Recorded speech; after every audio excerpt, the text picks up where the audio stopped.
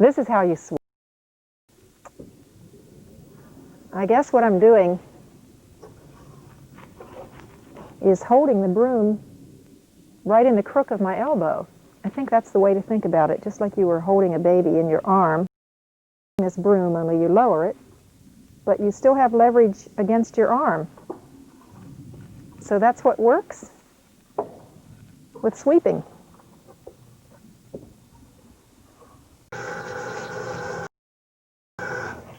If you're washing something out and you want to wring it out, you can squeeze like that, and that usually works. But if it's a larger item or it's pretty long, one thing you can do to wring it out is to just drape it over the faucet like this and then squeeze like this. And as you pull down, it'll stay on the faucet and you squeeze it out. The other possibility would be to do something just like that using a towel rack. You squeeze like this and go on down until you get it all squeezed out. And then you can just leave it there to dry. If you have a basket, and sometimes when you think ahead, you put the basket up on a counter that's waist high and then you fill it. But if you haven't thought of that, or for whatever reason you've got a box or a basket that you need to pick up, one way to do it is to basically use your leg like a ramp. So even with a pretty heavy box, you can lift like this and just pull it up your leg until you get it up high enough, and grab it. And you've got it.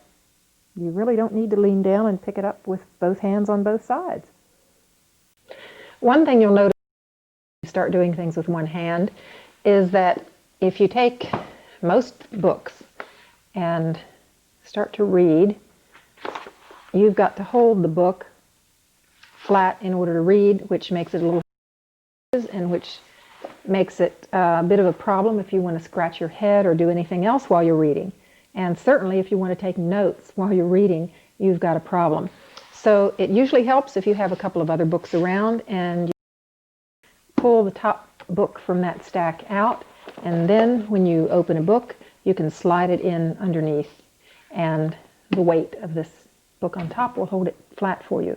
And that's very convenient when you need to turn the page. Slide it out again, turn the page, and slip it up, and then you've got your hand free to write notes or to eat or whatever you want to do, talk on the phone. And another thing you might try when you're reading other books around is to take a little metal clip. These are sold in stationery stores, and they're intended to hold a sheaf of papers. And you can use that if you want to open it and clip it like that, slide it down. That can help to hold the pages together. Depending on the leaves of the book, it might hold it open for you. To hang up clothes or a pair of pants, the best thing is to just lay it flat on your bed and then take the clothes hanger and hook it like this and then hang it up. Let's see here. Put this on top. And then it's ready to hang in the closet. Another alternative for dealing with pants is to start with the pants line. And if you want to hang them on this kind of hanger, then you just scoot it underneath the pants about to the middle and lift up, and then you're ready to hang the pants up. So that works just as well. Folding laundry is not really that complicated, but there are some things that go a little easier if you plan to do it on a bed or a sofa or a table. Towels are one thing that works pretty well. You can do it standing up like this. That's what I usually do, and I usually cross it over a couple of times to make sure I've got it hanging even. So I'm using my chin a lot to hold things, and then it's handy to put it down, and at that point to go like that and make a fold works. Another way that you can do it is to pretty much just start with the flat surface, but I don't find that as convenient really as holding it up and using my chin. This is another way that works as well. Now, sheets are another problem. Now, a king-size sheet is in a big clump in the bottom of the laundry basket, and so I have to sort of make my way here to figure out how to fold it. So I'm picking up a corner, and the best thing is to just under my chin and just go up the side until I find the top. Now I know that I've got a top and bottom corner together, and so I'm going to hold those and you along this way. And I don't have much reach here from my chin out to this length, so I have to bring this up and hook it again. And then I try to take a piece of the top and keep matching it with the bottom as I go along and reaching it out, and then I bring that up once again.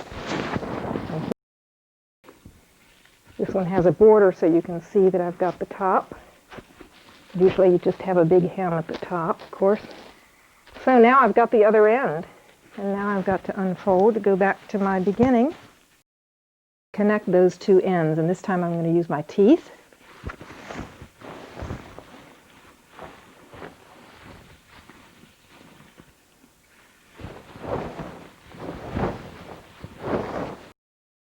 Like so. So now I've stretched it out and doubled it back.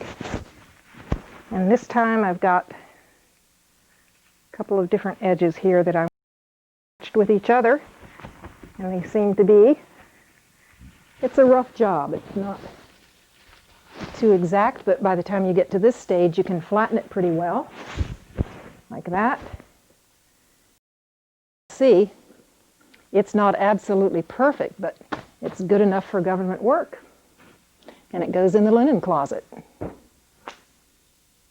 Of course, another alternative is to just spread the sheet across your bed and pick up the top corner and match it to the bottom corner, and do that on both sides. And then you've got the sheet folded in half, and you can just pick up the ends and fold them over, and just do it with it flat on your bed if you prefer that. Either method's fine.